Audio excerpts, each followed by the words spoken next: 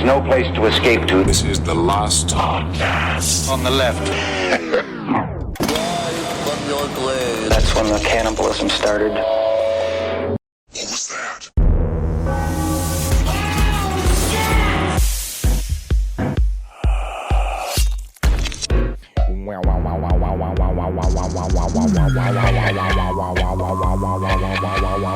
I'm an alien. Perfect. Absolutely perfect. Welcome to the last podcast on the left. Ladies and gentlemen, my name is Marcus Sparks. I am here with the Foley master, Henry Zabrowski. I mastered.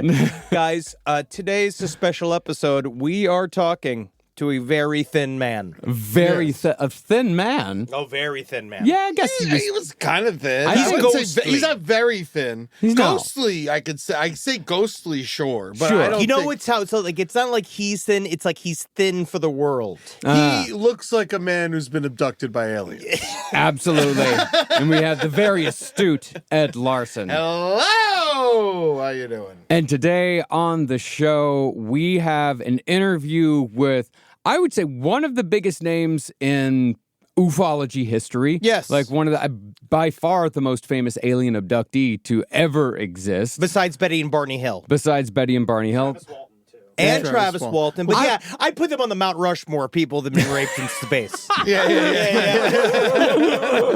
Yes, our interview today is with Whitley Strieber. But before we get to the interview, we got to talk about Contact in the Desert, where this interview was actually held. We did this in what they call the Fishbowl. Is there essentially it's just like an outdoor cafe recording area. Last year was what we spoke with Dave Foley last year in the same place, and that was a very funny conversation because it's like obviously very famous, funny man talking very seriously about aliens. Dave Foley from Kids in the Hall, from News Radio.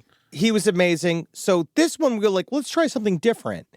So we had this opportunity, and partially, like, I know before all this, last year I went to Contact, but now that we know the people that run Contact much better, we pick. And Contact in the Desert, by the way, for those of you who don't know, is a massive alien, I would say UFO. paranormal. Yeah. Not necessarily paranormal, but mostly like UFO-focused convention held out in Coachella, like Palm the Coachella Desert, Valley. End of May every year. Go if you like aliens even a little bit. This is the place for you to be. Yeah, we had a ton of fans come out, a ton of people that were super cool out there. So thanks to everybody who said hello and came out to our shows at Contact in the Desert this year. We had a big comedy show, which we're going to release on YouTube soon, too. Exactly, we will. But that's also, I want to point out, we're trying to lower the median age at Contact. Please. Yes. So please come. If you are, I'm just saying that there's no fucking I'm going to say hate. 45 or younger. Yeah, I would just literally, please, Yeah. for the love of God, if you're 45 or younger, please come to Contact in the Desert. We need you. Yeah. Also, they need you. Whitley needs you. These guys are old. Well, Yeah. because You part know, of they're it only was going to be talking for so many more years. exactly, and this was my concept, right? Is I wanted to do hot ones with Whitley Strieber. Yeah. So speaking of, they're very old, and so I was like, we'll do all this. Maybe we'll do like we pitched it at Whitley's people. They were like, oh my God, he couldn't think it's funnier. Blah blah blah. We arrived that day. Spread out, like, we're nervous. Yeah. Yes. Oh, I was very nervous. Because I did not know what to expect from Whitley. I know that the man is very sincere. He has been through quite a bit. I don't know what I believe, but if anything is true, I believe him. Yes, I agree with that, and I truly believe that he believes, without a doubt. There's not an ounce, I do not detect an ounce of charlatan in this man. No, and when we sat and we were like, so we arrived and we're like, okay, he comes in, he's doing great. He's very friendly, congenial. And then we're like, okay, here's the hot sauces we're going to use. And it was like, what do you mean hot sauces? Yes. And then we were like, we were going to do this whole funny hot sauce based bit. It's from a show called Hot Ones. And he's just like, is that about freshly made frankfurters? And it was just like, no, it's actually about it. No, it's a hot wing chicken challenge show. And then we got worried that we were going to kill him. Well, then he's backed into the bit. Then he's like, I'm fine with these hottest sauces. I will have some of these warm sauces. And we were like, He was game. He was game, Yeah. but then he was like, but then we're like, oh no, though, because we can't do You got a crazy one. You got like a Magnum or... Well, I got the bomb. Yeah. I got Yeah, the number, famous one. the super hot one, and he was like, because then he felt backed into the bit, and I want to say thank you so much, Whitley, for at least entertaining some of it. I wouldn't say he felt backed into the bit. I would say that he is a man who is very game and very friendly, and he's like, okay, if I said I would do this, I don't remember saying I would do this, but if I said that I would do this, I'm going to do this thing. And He did a good job of being like, no, you bastards. Like, I could definitely have seen a thing where it'd be like, you fools and jesters, each one of you should be destroyed by the Galactic Empire. Well, I will say last year he refused to talk to us. Yes. Well, I think that, Captain Ron, the guy who runs Contact in the Desert, I think he vouched for us. He did, Because yes. I think last year was our sort of audition to see, like, all right, how can these guys handle it? Are they going to be, are they going to Animals. piss everyone off here? Yeah. Yeah. Are they going to be a bunch of animals? And we only pissed off the one man that apparently was also a problem to the bookers themselves. Yes, Yes. yeah, we pissed Yeah. off the man. The right person to piss off. Yes, Yeah. we pissed off the man who sang a song about how lasers destroyed the World Trade Center, and then he got in trouble for setting his World Trade Center effigy on fire I think on you- stage in a convention center. I think you're forgetting what denomination of people whose lasers they belong to. Jewish Yes. lasers. Yes. Yes. Yes. I forgot about that. And That then key moment. yes, and then he got sick afterwards, and he blamed us for making fun of him. Yeah, and of said course. that all of our negative vibes made his cancer And come back. he kept crossing out Satan on our stickers. Yeah. And guess what? We did get you sicker. We did it on purpose. But Whitley says a lot of stuff today. Yeah. So this is a long form interview, and that's why, I just want to say this up top And is some chewing at the end. there is some chewing at the end. That's that's a misophonia alert for you people. But we don't do a lot of pushback on Whitley because we are legitimately in his space. We're Yeah. at Contact. It's This- not the last pod studio. No. Right after we did this interview, someone, a well-meaning fringe member of our audience came up to me and said, "Man, I can't believe you let him off so easy on all that butt stuff." And I appreciate the energy. I do. sort of understand. But the man obviously has been through quite a bit. He has. Yes, and so that's why just know we're speaking with him and we're joking with him, but Whitley does have a very sincere view of what happened to him. Yes. And that's what I would say, like, while you're listening to this, like, have an open mind, because that's what we went into this with. I went into this with an open mind. I'm there to learn. Yeah, I'm there to learn. I'm there to hear his perspective. And we're definitely in his space. We're in his house. For sure. But that's the reason why I didn't throw a fucking little jar of KY at him when he sat down on the fucking dais. Yeah, because we Yeah. wanted to be respectful. And the thing is about all of this alien stuff and all of this UFO stuff is that, like, I am definitely like an agnostic, I Yeah. guess. Like, As we all should be. I'm still a professional agnostic. yeah, when it comes to the UFO stuff, there's some stuff there's stuff that I've seen that is very compelling. There is stuff that makes me believe that there's definitely something happening out there.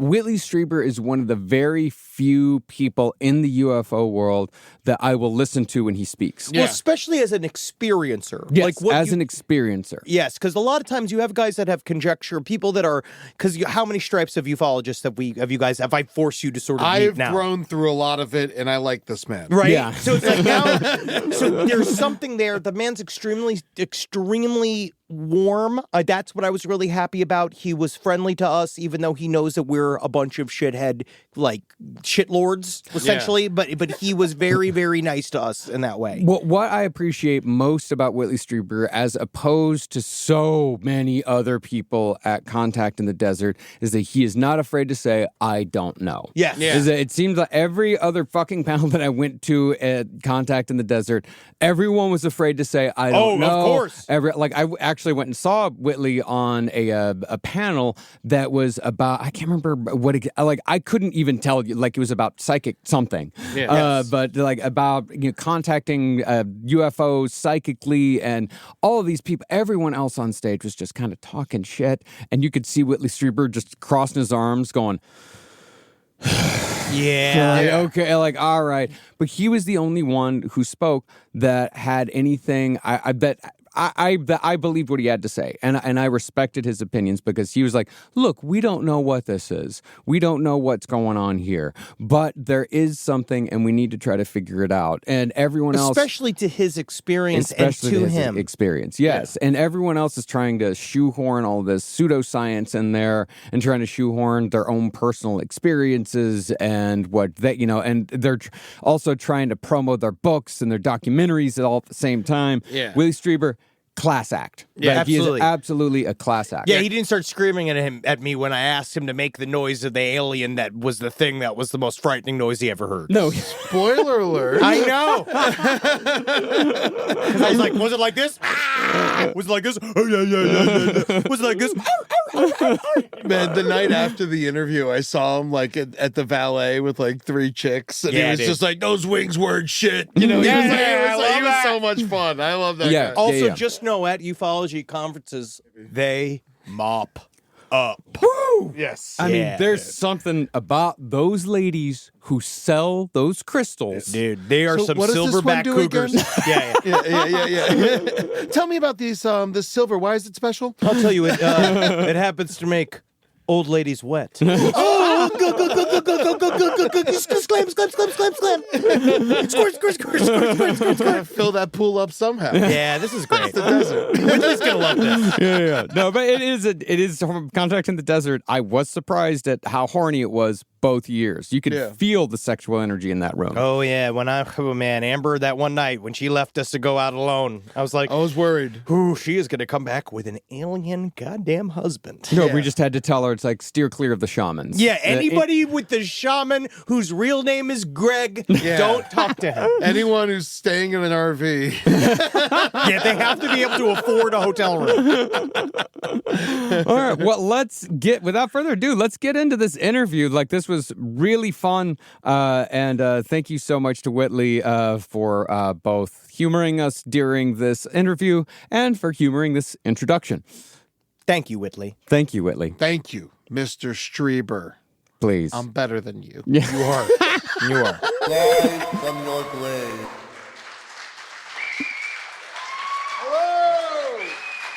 Hello, ladies and gentlemen. How are you today? Welcome to the last podcast on the left, live at Contact in the Desert. My name is Marcus Parks. I'm here with Ed Larson. Hello. And Henry Zabrowski over there. Guys, what a wonderful day to be a part of the Last Podcast family. It feels like this is a real full circle moment. This is somebody that we have been so interested in your works for all of these years, and I'm so glad that you're here today to talk with us, and I'm sorry for what we're like and who we are. But I just want to say it's an honor to be here with the author and I would say just thinker across the board, Whitley Strieber. Well, thank you. Thank you. So good to have you here. Thanks. And we'll get to this. Or not. Or not. You're talking about the bevy of hot sauce in front I'm of not you. going to make you do we'll get to the This bomb. This is not serious. This is no big deal. Yeah, he loves it. I saw him before. The doctor actually dropped this off for him, the bomb. So, Willie, my first question is that, you've been in, the UFO world for, a while now. How has your understanding of the UFO phenomenon, evolved in the years since the publication of Communion? Okay, a simple, short question. Come on, go. Here you go. We got an hour. You fill that if I you can want. answer it in a few words. Actually, the evolution of it has been really fascinating, and it's been accelerating over the past few years. It has been, at first, Ann and I and our family and friends ended up in a deep contact, profound and very physical, often personal contact situation that was absolutely different from everything that was happening elsewhere in the world. And I was ending up going out on television talking about this, and people were not friendly about it. They didn't like to hear it.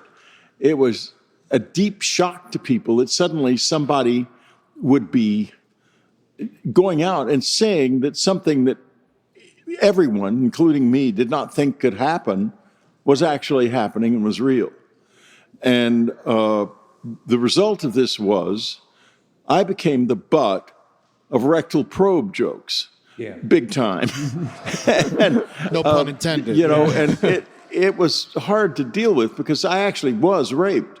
And, you know, if you can imagine anyone here having an experience like that and then having it turn into an international joke, it was wild. I just thought, you know, can I take this? And Annie would say, you signed on for it. You went out in the woods all by yourself in the middle of the night because you're crazy. Do you ever regret even coming out at all? Like, do you regret at all? I don't regret it anymore. I sure as hell did when I was being torpedoed all the time, yes. I thought to myself, oh, God, I had such a cool novel in the works when this started. It was a novel about spies in Russia, and it would have been a big success. I never finished it because communion interrupted it. And I figured, well, I'll write this book it'll take me maybe a year to write it. It'll go out. It's an interesting, strange story. And people, it'll be interesting. And then I'll move on. I've never finished the book about Russian spies to this day because I've been doing this ever since. Because actually what happened was, they are here. And this is gradually, over time, becoming a bigger and bigger part of our world. Until finally, it is in the end, over the years, it is going to change mankind more profoundly than anything else ever has. That's how big it actually is. And many of you were in on it at the beginning. We were all at the beginning of it in terms of history, because 100 years from now or 1,000 years from now, this is going to be the time that is looked back on when mankind really started. And this is because we are starting to become a cosmic species, for better or for worse. And I'm still worried about those hot wings. I mean, I think that if the Greys experienced a bomb, they might wipe us out. And they might think that this is a weapon that destroys their very, very fibrous, very, very, fragile insides. Look, I will be frank with you. I have succeeded in pissing off the Greys a number of times. Okay. I talked about that in my lecture and showed a bit of what happens. I didn't tell the whole story. You don't want to do this. But, my wife said to me years ago, she said, you really are possibly the most annoying person I've ever met. And that's why she married you. It's called love. I said, well, what does that mean? She says, Whitley, I signed on for an interesting life, and I've got that. So that's where we are, but you're still extremely annoying. I'll give you an example of that. I pulled a fast one on Anne. She was very smart, and she was not easily fooled. We went walking one afternoon in July, and we lived in Brooklyn Heights, right overlooking the harbor, New York Harbor. And there was this fireworks show going on. And so she said, what is this? She'd forgotten it was the 4th of July. So I said, oh, it's Wisconsin Cheese Week. And she says, she bought into it. She says, Wisconsin Cheese Week? That's the most ridiculous thing I've ever heard. Why would they spend all of that money and you can't even tell it's anything to do with Wisconsin cheese? And so, we went on to other things, and I forgot about it. About a week later, we were at a friend's house. He was a writer also and wrote big, thick books, as will become important in a moment. And she says, and they were from Wisconsin, the writers. And so she's in the middle of dinner, she pipes up with, did you see that fireworks display last week? You know what that was for? Wisconsin Cheese Week, and their cheese is horrible. And they didn't even say anything about it. They just wasted all their money. And they look at her, and one of them, it was Peter Straub, actually, the writer. He's passed on, sadly enough. But he says, and I think I saw the 4th of July fireworks. A second later, I look over at her. She's looking at me. And so, as I said, Peter wrote very thick books. She walks out of the dining room and walks back into the dining room with one of his books, doesn't say a word. Wham! She hits me over the head with the book and then goes and puts it back, and the conversation continues as if it never happened. I've often wondered whether the Straubs remember that or what it meant to them or anything. But that was the only time I ever pulled the wool successfully over Anne's eyes, and she never let me forget it. Believe me. I haven't given a serious answer to my wife in our marriage. And you're still married. Yeah. Unfortunately, yes. She will, if she makes it here tonight, she'll leave him. Rise from your grave. Now, you've had how many points of contact? Oh, I can't count them. But, the interesting thing is people ask me, why you? And I think to myself, there's a whole lot of reasons for that. First, I was stupid enough to go out there and do this, not knowing what would happen. But also, I was a horror novelist, not like Carl Sagan. Yeah. So people could pick and choose what they wanted to believe of me. They didn't have to believe me. And that's very important to the visitors. They do not want to engage in cultural colonization, which means as soon as we realize they're real, we completely turn toward them and forget our own development. We're only interested in their stuff now. And that is actually not going to happen. Because what's going to happen is now, if they came today or tomorrow, we're not going to, a lot of us will completely turn toward them. But a core of us are going to see this in the context of our own lives and our own work in the sciences and so forth. And our culture is not going to end. Can I ask, though, do you not think that we won't be so impressed by the shiny new world that the aliens bring that it seems that humans so far really love all the dings and dangles and stuff on top of culture? We're creatures of novelty above all. Yeah. And that we might become obsessed with it no matter what, that they might not even be able to control that about us, that we would end up worshiping them anyway and electing one to be president and putting them on Masked Singer and all that shit. Well, they're not born in America. They can't be president. You're right. Yeah, there's a lot of stuff going around. I don't think anyone from another planet would want to be president. I don't think anyone from this planet would. No, I don't think so. People who want to be president are always suckers because they get in office, everyone loves them for 2 weeks, and then they're hated and go crazy for the next few years, and then they die. So I just want the armies. The what? I want the armies, someone control the bombs, just because I think I could fix some stuff. Oh, God. I think if the one thing that could bring the visitors out would be if we started to go to a nuclear war. They might stop that. I'm not sure, and I don't want to test it, but I think that's possible because it's clear they have two messages, at least that I've heard and that other close encounter witnesses have heard, which are be careful of nuclear weapons and be careful of your planet's environment. There are too many of you here, and the planet is getting unstable. And those are two core human survival issues. Therefore, they want us to survive, or they wouldn't be telling us. They would tell us, oh, nuclear war doesn't matter. Go ahead and burn out the planet. Do anything you want to. You're fine. And actually be waiting for us to go extinct. But they clearly are not doing that. They're not in that space. They want us to survive. Well, during all of the communications that you had and the contacts that you had, have you ever come across why? Why do they want us to survive? Why do they care? Well, I've been really concentrating on that, especially in the last book, in The Fourth Mind. I think, and this is just me, that they see the world from outside of the stream of time. And therefore, I think it's really difficult for them to experience anything new.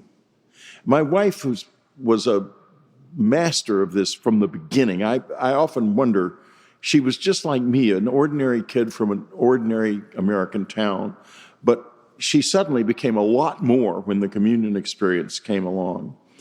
And she called the book Communion. She titled it because she said that's what it's about. And it's about more than contact. It's about the life experience I'm having now, which is getting to a point where they can share my life in a way. And I think it's because when they're really in close contact with us, in communion with us, they experience life as we do. And for all of us, everything, every instant is always new. We don't see ahead. And they want that back. I think that they got so knowledgeable, they must be very old, so knowledgeable that they ceased to be able to be surprised by anything. And we're like a resource. I've thought maybe we're even a kind of addiction to them, because when they're close to us and in communion with one of us, they're experiencing the new all over again. God, imagine if they met Joe Exotic. What? Like Joe Exotic. The Tiger King. Like a truly Tiger King. Did you see Tiger King? Unfortunately, no. But I'm afraid I don't watch much TV. He's most novel.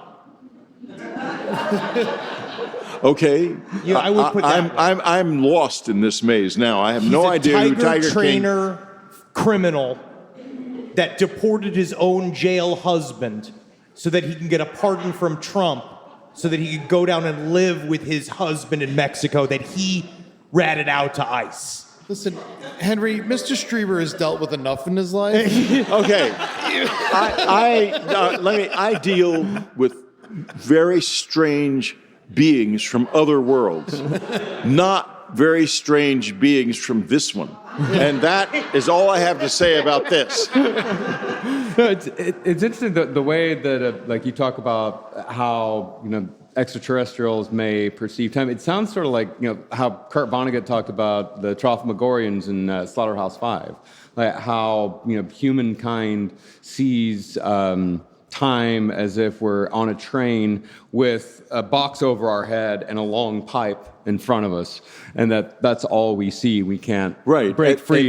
And they see it differently. Yeah. And they want the experience. I think they're here because they want the experience of the new.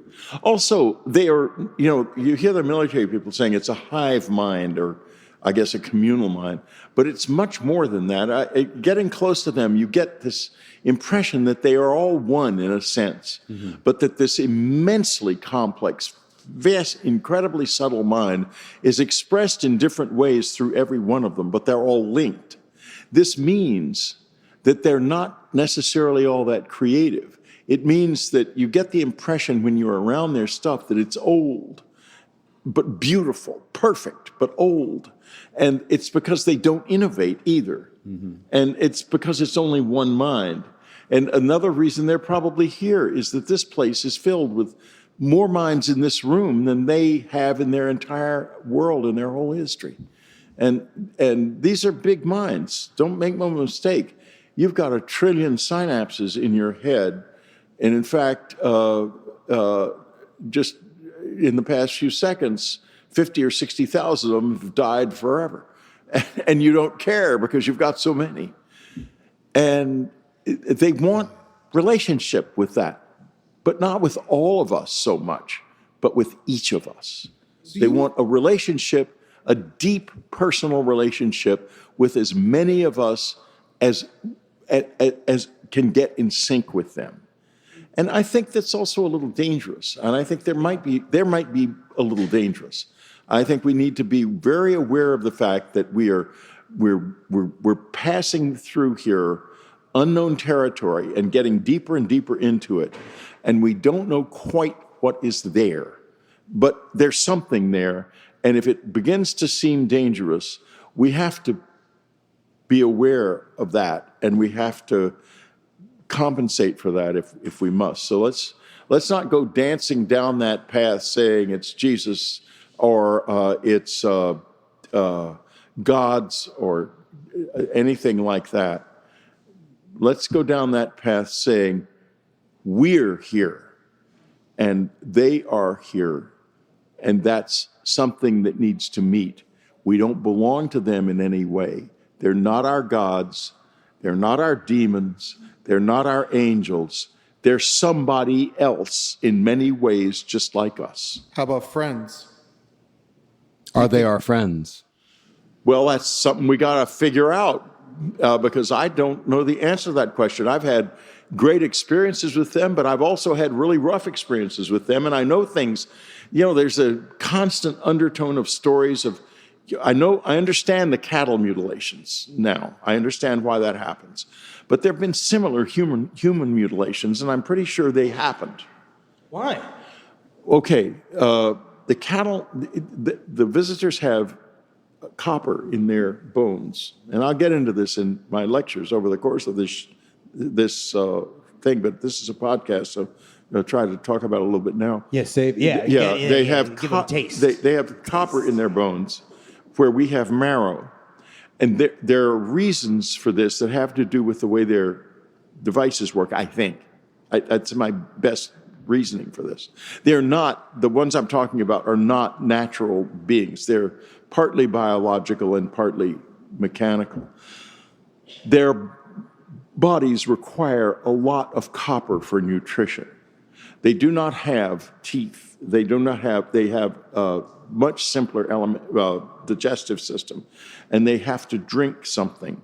But that something has to have a lot of copper in it. Now, what animals on Earth have a lot of copper in their blood? Cattle and human beings. Then this explains, I think, the cattle mutilations. I think that's them getting food. And I think that there have been human mutilations possibly because the ones that did that didn't realize what we were. Because this is a huge universe, and God knows people might be coming here all the time for the first time and not knowing what we are, I hope. Because if there's some of them who have a taste for us like that, we're in trouble. Oh, yeah. If a chicken saw me, especially with the wings, I go, if a chicken could know me, you're talking about wings again. Yes. Okay. Now I'm scared all over again. I'm terrified. I can't stand the least taste of hot sauce, but thank God we're not going to do anything like that today. Nothing like that at all. Now, my question is, what are they? What, in your opinion, the visitors, could they possibly be us? Could they be us from the future? Well, if they are us from the future, we really got screwed up. Because how do they find their way out here? Like, what's the point of coming here? I believe we're quite rare. I believe the planet is quite rare. I believe the planet is incredibly rich with life, more so than probably many. Maybe it's the richest planet they've ever found. And it's filled with us. And they got to make that work somehow, because if that's true, they're not leaving. They're definitely not leaving. This is my sense of it, that they consider this very valuable, and they're very angry about the way we live, that we eat the planet with like caterpillars. And maybe they're here. Maybe they're here to try to preserve the planet more than preserve us. I don't know. Mm-hmm. Well, yeah, I listened to your the most recent episode of your podcast, and you mentioned Greys, and you mentioned communications with tall whites and Nordics. Yeah. So when you say they and them, how many theys and thems are there? I'm generally talking about the Greys, because that's right. who I know. Okay. I know there are lots of other species talked about, and I'm not saying they're not here. I mean, we've got 21 sextillion planets in this universe. So it would not be improbable, if it's easier than we think to get around in it, that there might be quite a few different forms here, including forms we don't even realize are living. I mean, God knows what could be out there. The ones I have interaction and experience with mostly are the Greys. So that's who I talk about when I say them. Do the Nordics abduct people? I don't know. I've had one experience with the Nordics, and that was with a Nordic, a man who was clearly, for various reasons, it was very clear that he was really from another world. Mm-hmm. And he proceeded to tell me that the Greys were extremely dangerous and that if we had a war with them, they would never let us win and they would never let us stop fighting. And every time I hear some of the people from the inside talking about shooting at them, I think to myself, I hope they don't piss them off too much, because I don't want to end up in a war that we can never win and that we can never stop fighting. America loves that, though. Yeah. It's our favorite kind. What? We love that style of war. We love it when it never ends and we can make a lot of money on it. Well, yeah, except when you're in front of the guns instead of behind them. Mm-hmm. And I think from my life experience with the Greys, having a fight with them would be fantastically unpleasant. Do you think that, like, I've always been, because also describing the Greys, do you think that, like, if you had went ham in that experience, like, you could have, like, tore them to pieces? Like, do you think that you literally could have fought them? Like, if you had went... Physically, they're fragile. Yeah. But remember, they're not welded to their bodies like we are. We're welded to our bodies. I'm in here and I'm not getting out. Bob Monroe learned how to get out of his body, and I took his course and did it a couple times. But I could not go into my bedroom tonight and go into a mind asleep, body awake state and get out of my body. The Greys can come and go as they wish. So the bodies don't mean the same thing to them that they mean to us. If you hurt them, one of their bodies, they get really pissed off. But they're going to grow another one. But do you ever see one with what you'd call a weapon? Not personally, no, and I don't know anyone who has. I've seen things done by them that might as well be done by weapons, but they're very psychotronic in the sense that Ann and I once had an experience where one of them projected like a fear ray at us.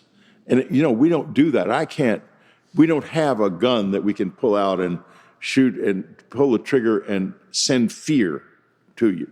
But they did do that.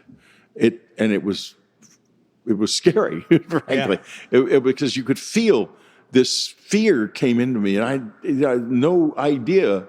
We were out walking when it happened, and said, I think we better go another way. It was about when we lived in Texas, we used to walk at like 2:00 in the morning because you couldn't, in the summer, you couldn't walk there during the day. It's too hot.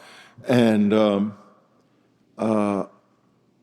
she said, I think we should go another way. And she was right. That's a weapon.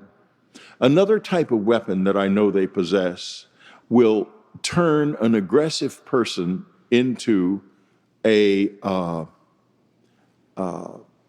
compliant person by making them think that like they've been possessed by an angel.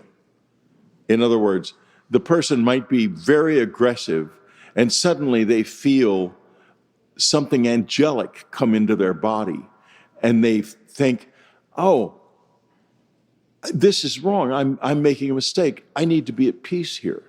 And from then on, that person is no longer an aggressor. It's a powerful weapon.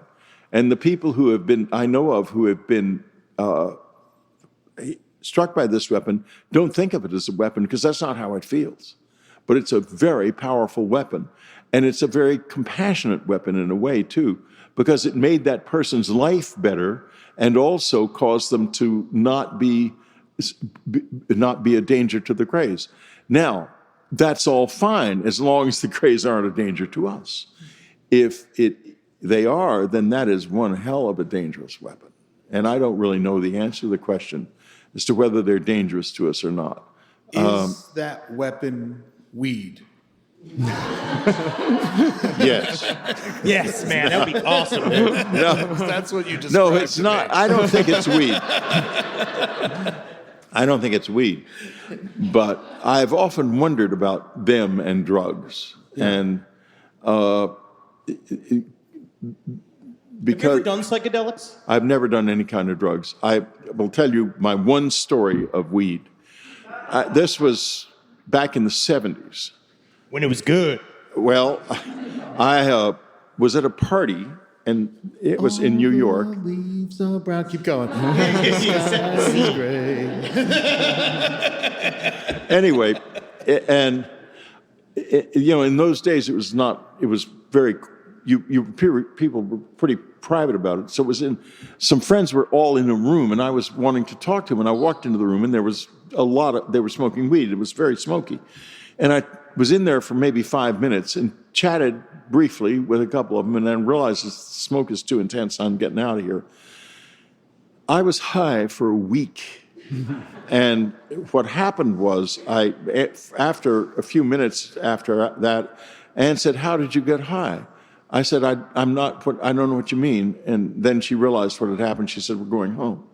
And so I was like a slow propeller turning around. I was really not in this world.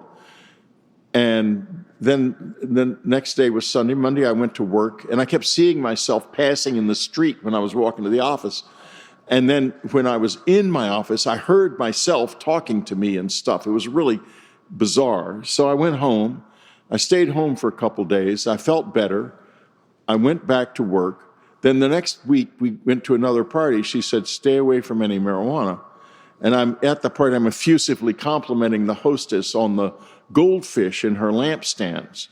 And Ann says, "We're going home. You're still high."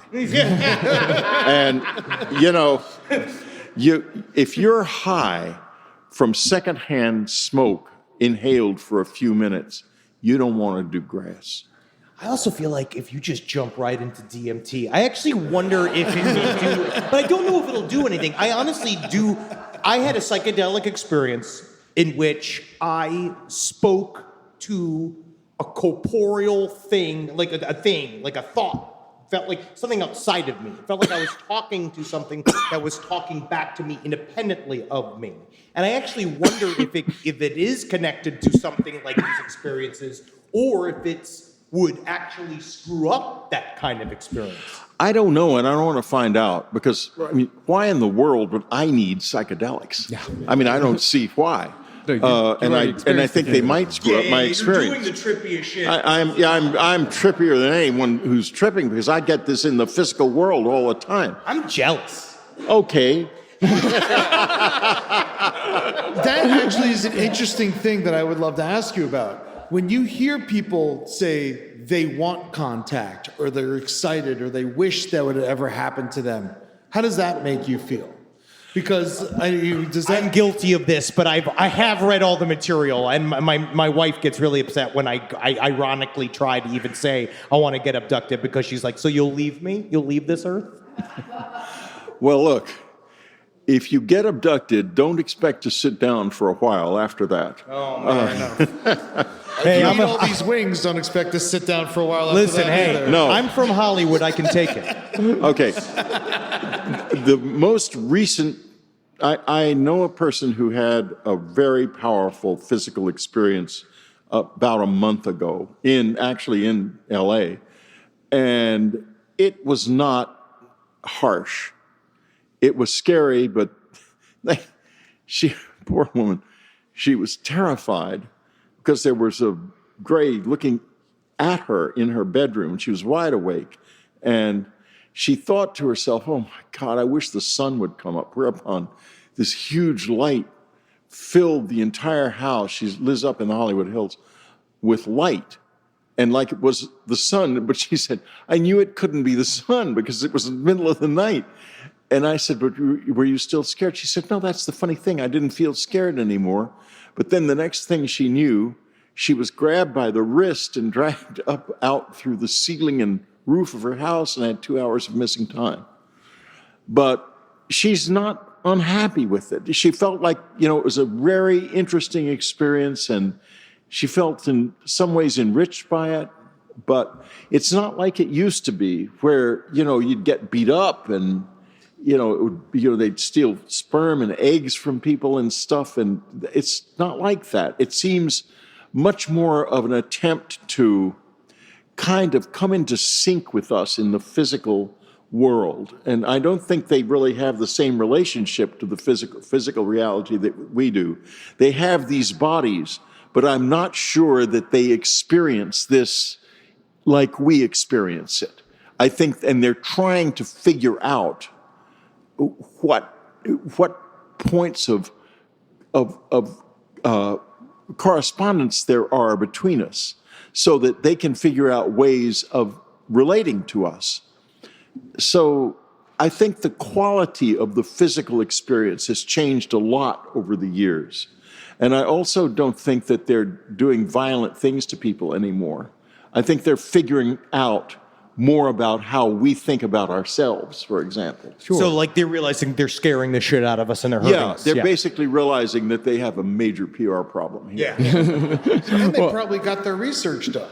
Like they've learned everything they were trying to learn, maybe, and now they're moving on to other But remember, they don't innovate very quickly. They're not. This room is far more creative than the Greys in their entirety, I believe. Just one room. And, we have art, we have music, we have the Ramones, we have all kinds of stuff. We have Bach, Beethoven, unbelievable array of creativity, all the art, all the writing, all this stuff. So you don't think they have art? They don't have art. I have never humor? seen anything like that among them. They don't have color vision, which sets them back tremendously in terms of relating to the physical world the way we do, because we see the physical world very differently from the way they do. And maybe they have, I've thought, because they can see in the infrared and probably into the ultraviolet, that they may have art that we literally can't see. Possibly. Gesundheit. But at the same time, I think it's a single mind.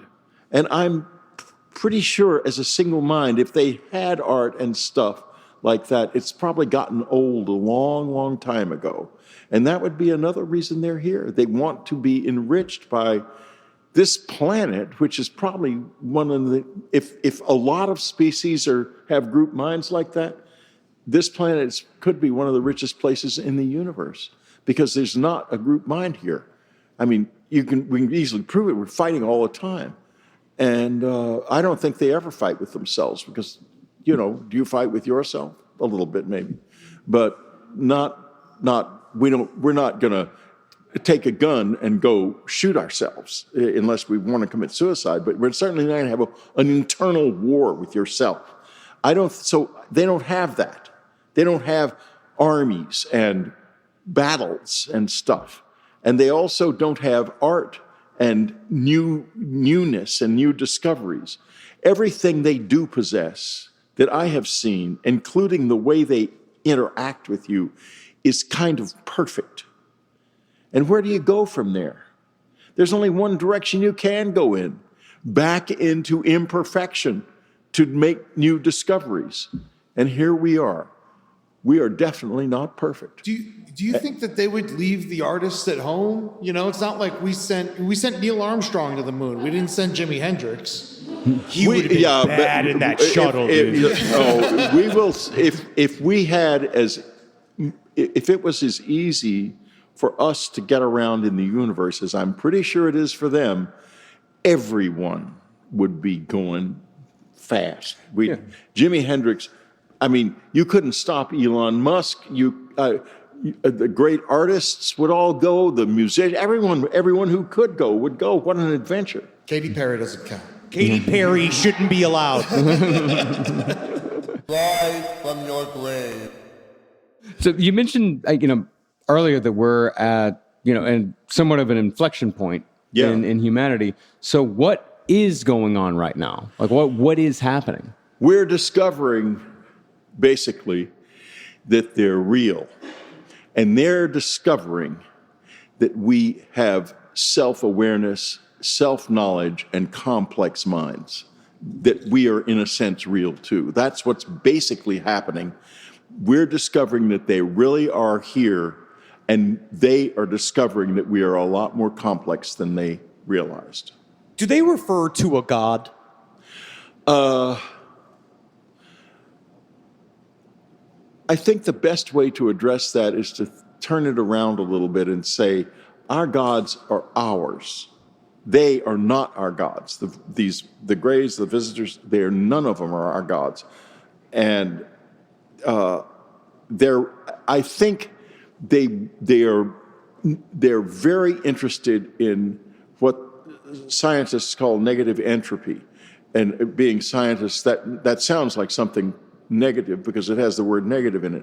It actually isn't. It is the continuing proliferation of complexity in the universe. In other words, the world getting richer and richer and richer with more and more experience. And I'm pretty sure that's their idea of the sacred, that this is what is sacred. As far as a God is concerned, Anne used to say that they understood God as a mathematical formula.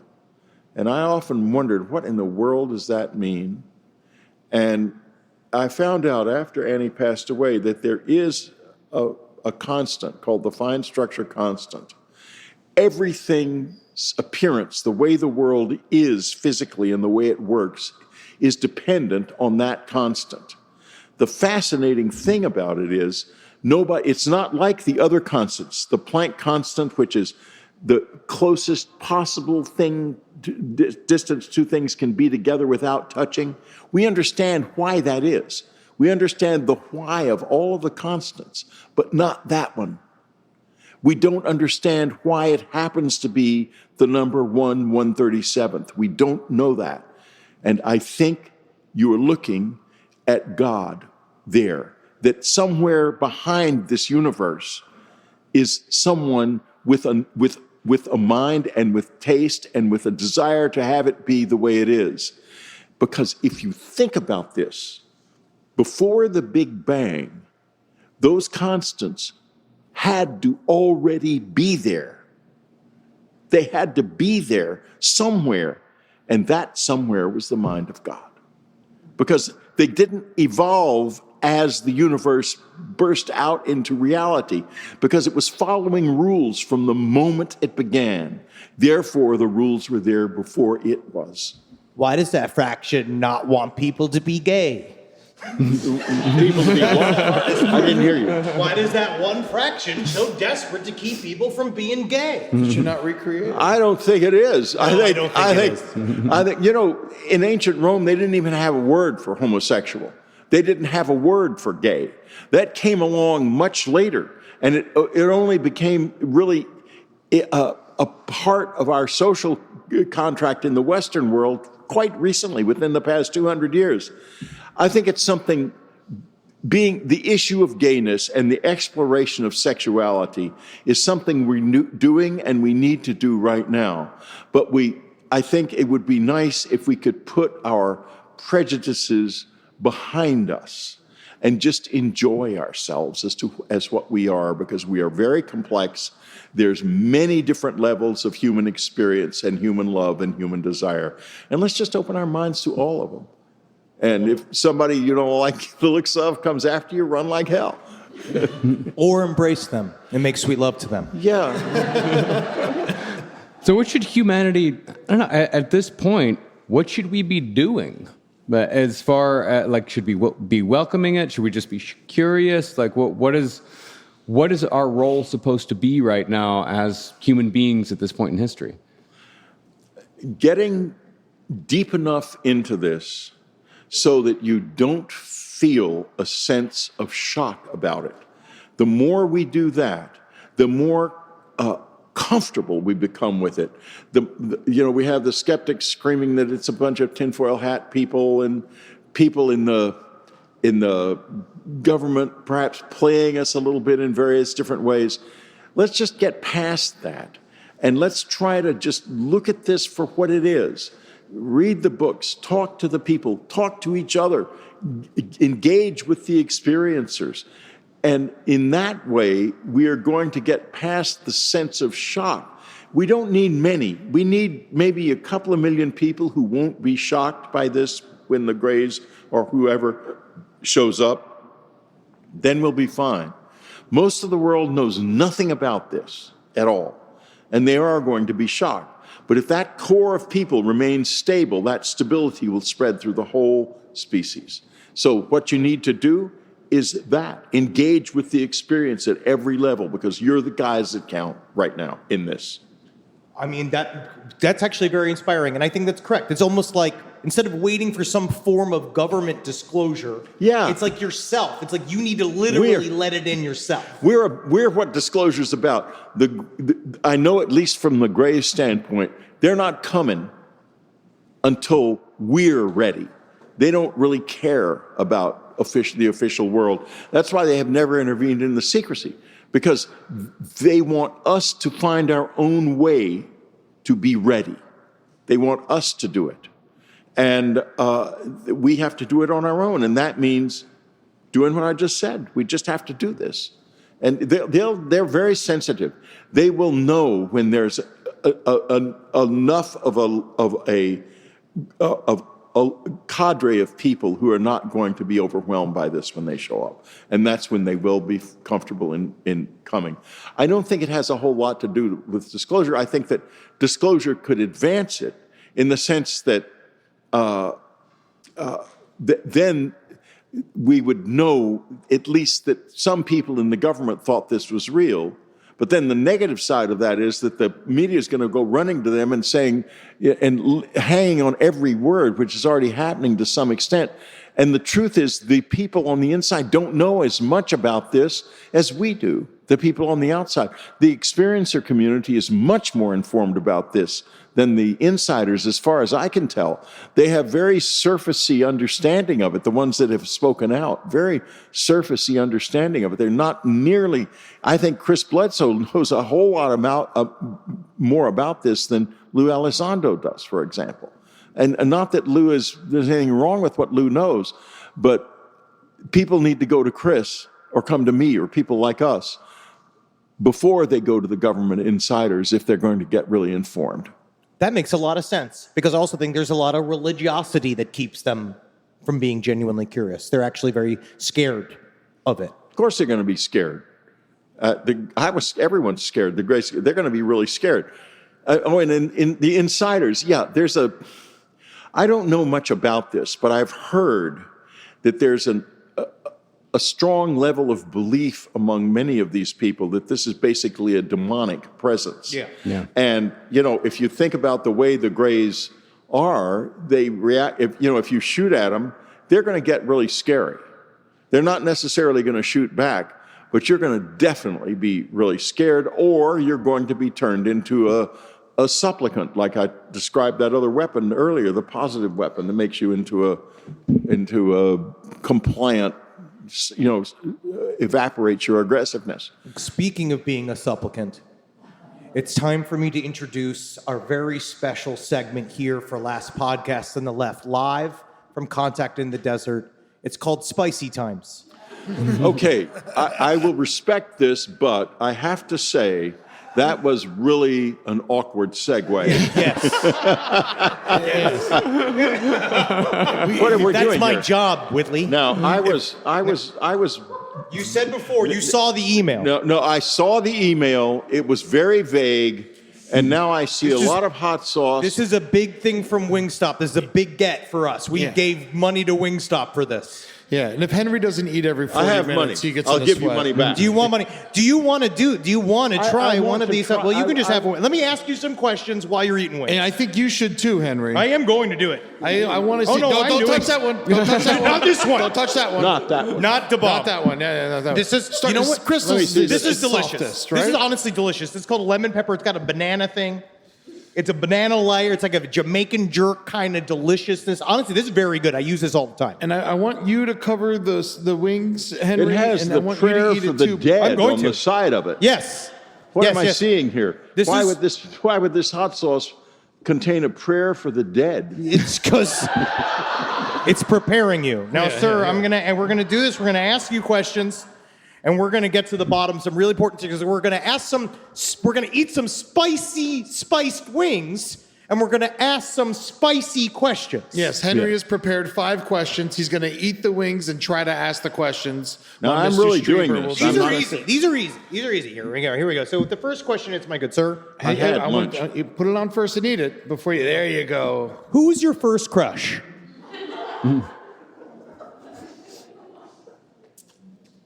Celebrity crush.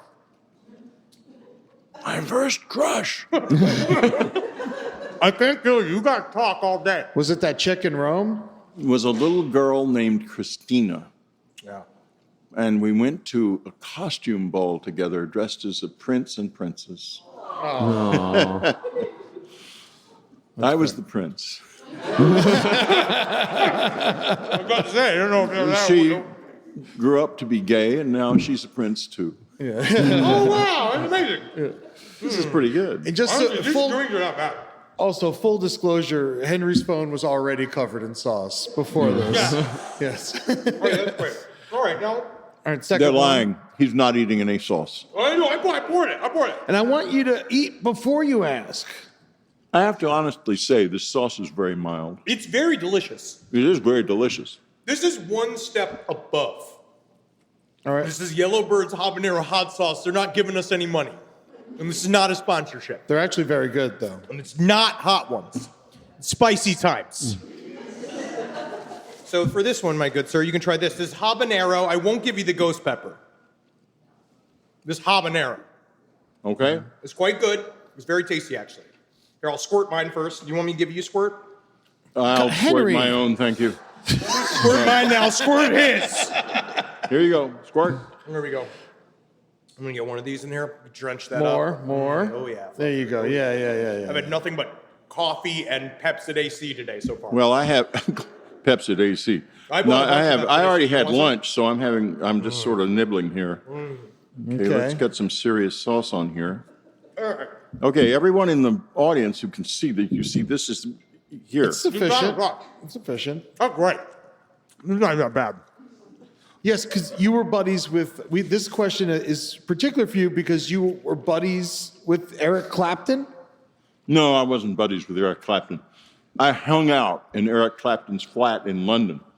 Okay. And I Don't knew sit him. near the window. I knew him, that's all. But there were a lot of people hanging out in that flat. Yeah, I bet. No, And we weren't good buddies, but he certainly knew me and I knew him.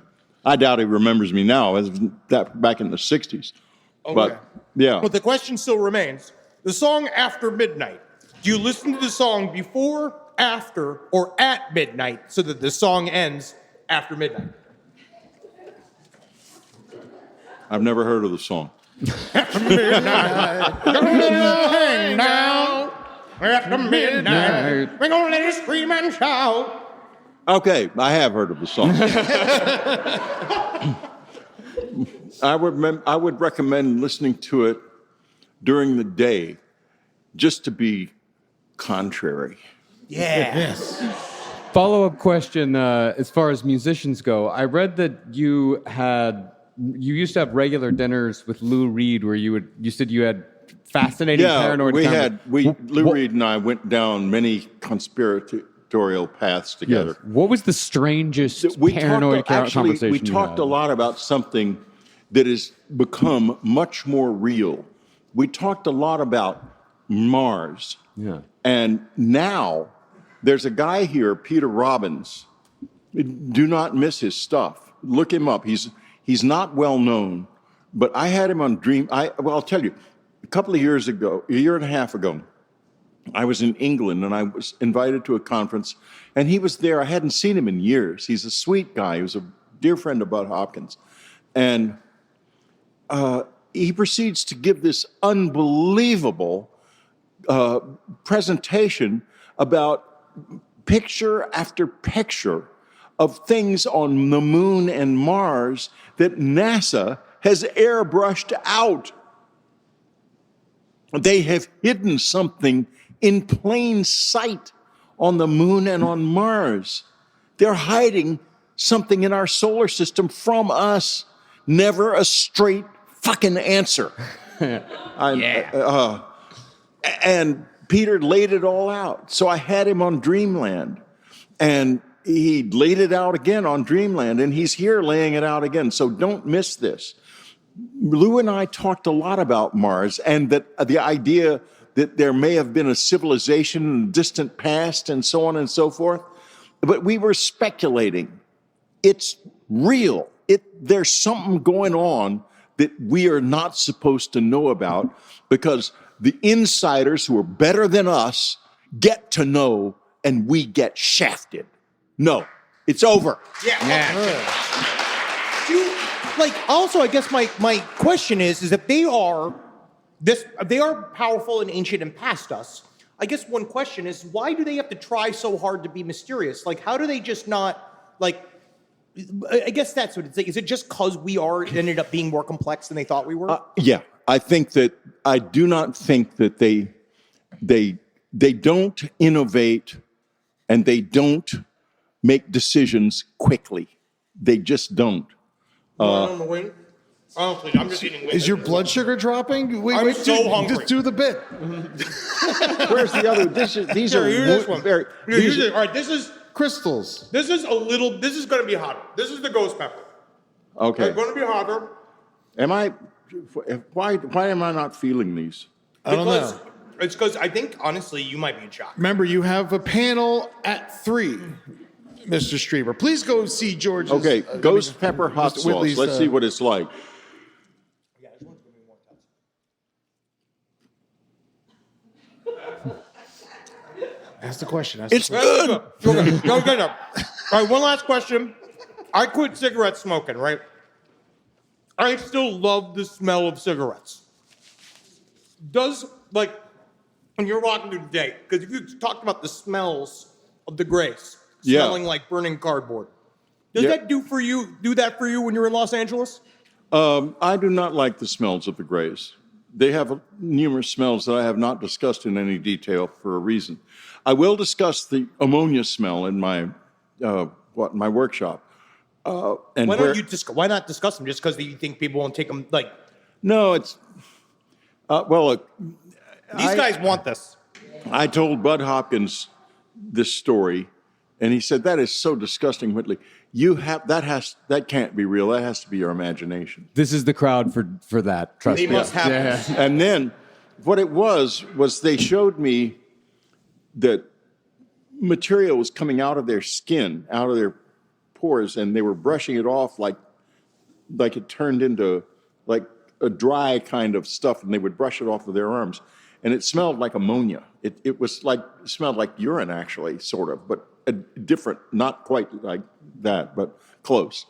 And I said to Bud, this is how they relieve themselves. This is how they evacuate. And he said, Whitley, that is so disgusting. Don't tell anyone that story. It'll ruin your career. And I said to myself, what career? Hey, my career is long since gone. And, these are really good. They're really good. This is what I'm saying. Yellowbird's good. It's good stuff. The Yellowbird they're all good, but this one has got a nice bite to it. Yeah, for sure. I like these. And this is truly, Dirty Dicks is my favorite.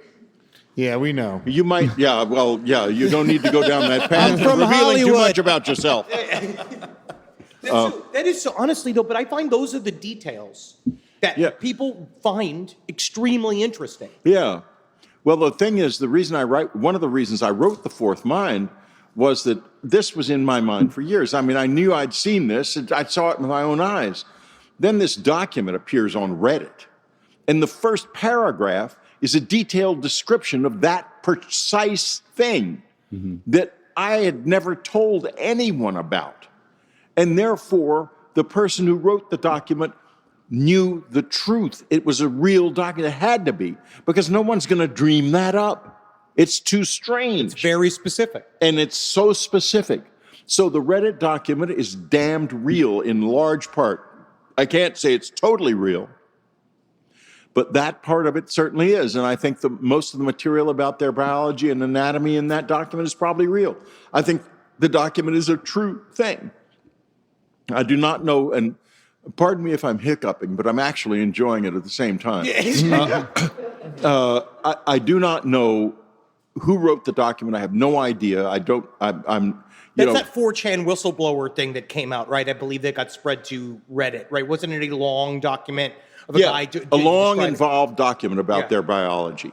And a lot of that document I can confirm from my own experience, including things that aren't anywhere except in my own experience and in the document. So that makes the document for me a very powerful document. Unless the CIA is dumping it on Reddit to discredit. They're like that. Then sometimes I but how can they? It's not possible to use that as to discredit because it's too specific and too strange. And I do have a question about that.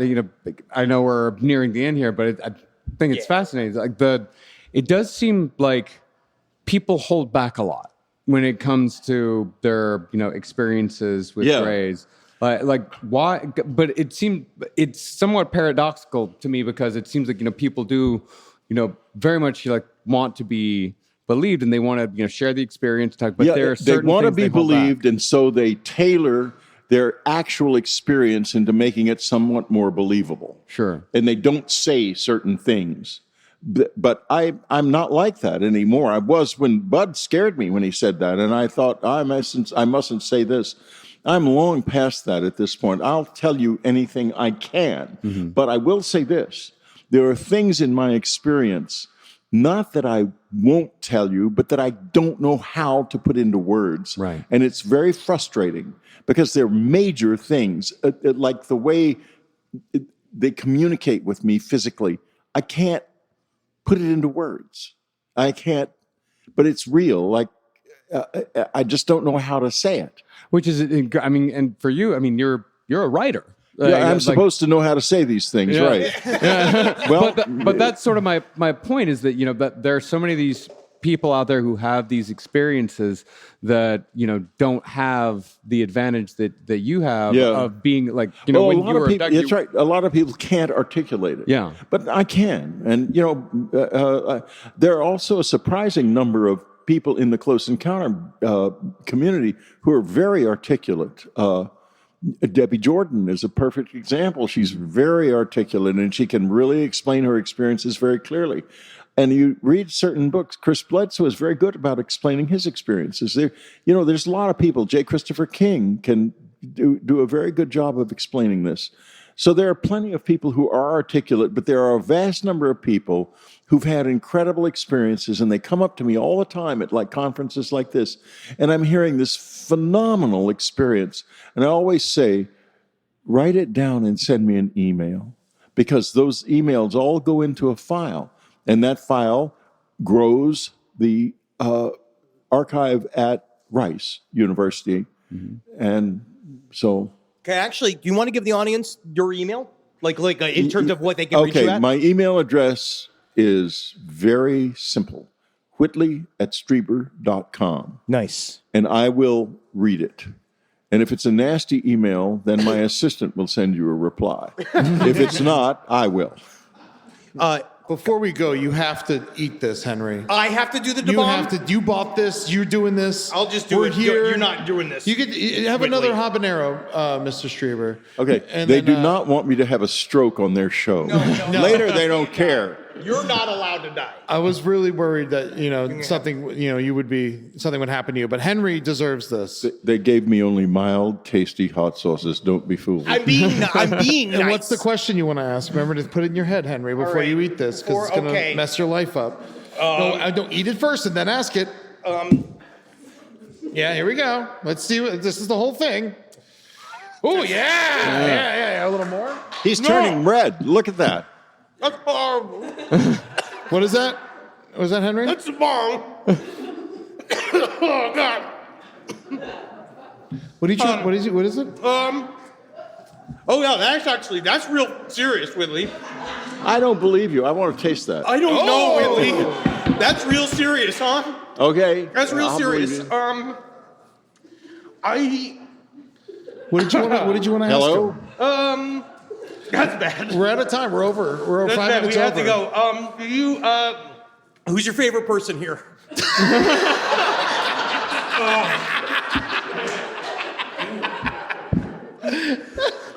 Well, I have some friends here who are all my favorite people. Oh, that's nice. And I love God. I can't have a favorite person in my life. I'm in love with people. Oh man, that's really nice. That's too nice. It's the truth. It's the truth. You do something like this for years, and you see all these people trying to understand and trying to find their way with it, and you're doing the same, and you fall in love, and that's why I keep doing it. That's amazing. Whitley, Don't thank touch your eyes. Thank you so much for Thank joining you. us today. This Thank you has been so such. much, Whitley Strieber. Whitley Strieber, everybody. Yes, thanks. Wonderful. Rise from your grave. Wow, what an interview. Wasn't it? I mean, his demeanor was so surprising to me, just how, like you said earlier, like that he was warm. Yes. And he was friendly. And that I wanted to go so much further into, like, he hung out at Max's Kansas City. Oh, that He's was like the coolest, not only is all this shit, like true, like him being an alien abductee and all that, but like, dude hung out at Max's Kansas City. He saw the New York Dolls. Yeah. He knew Lou Reed. Yeah, dude, like that's like one of those things where as we're talking about aliens, Marcus has like all of his music questions lined up. And he's talking deep about UFOs and his experience with the Galactic Federation, but he gave Marcus nothing on Lou Reed. And it's just like, and that's all he really wanted to talk about. That's what I was so excited about. Just like, because I know Lou Reed was also into the occult. I think it was the White Flame. Yeah, Alice- White Night, White Heat. What was it? White Light. White Night was Jonestown. Oh, cool. But Alice Monroe. Maybe it's Alice somebody. But yeah, I thought that there would be something, but no, he gave me nothing. No, and then when I asked him before, it's like, so you went to Max Kansas City? He's like, you saw like the New York Dolls? You see television? He's like, yeah, saw him. I was like, give me what was it like? Yeah. What was it like? Did you go to Mercer Hotel? It's a separate interview. Yeah, it's a separate interview. We're gonna have to get him on No Dogs. You just hand him a spoon and a lighter and see how he acts. Yeah, come on. He's just like, oh, hell yeah, some good old-fashioned Western brown. I just feel honored that he actually talked to us. I really do Yes. too. Like I think it shows bravery on his Yes, part. it does. Yeah. And he was, I would say, just open to dealing with shitheads like us, because he's been having to deal with shitheads like us since the fucking first episode of South Park. Yeah. You know, like he really has. Like that's the alien. Yeah, the anal probe jokes. I mean, they all come from him. They do. It comes from him. All that, and he's been dealing with that for many, many years. When that's your legacy, sometimes it might be hard walking around as Whitley Strieber. It might be, but the man's got grace, the man's got class, and I'd love to speak with him again. Absolutely. No, I love him. Yeah. Let's go find him. Yes. Listen, but go and watch our comedy show. Yes, on LPN TV on YouTube. And then go to patreon.com/lastpodcast and left to check out a bunch of other interviews we did at Contact. We are slapping it all on there. And then at LP on the left for all of your social needs. And please, subscribe on YouTube. It's so fucking easy and it's fucking free. Yeah. Yeah. We're going to be in St. Paul, Minnesota soon. So come Very see us soon. there. Hail Yes. Satan. Yes.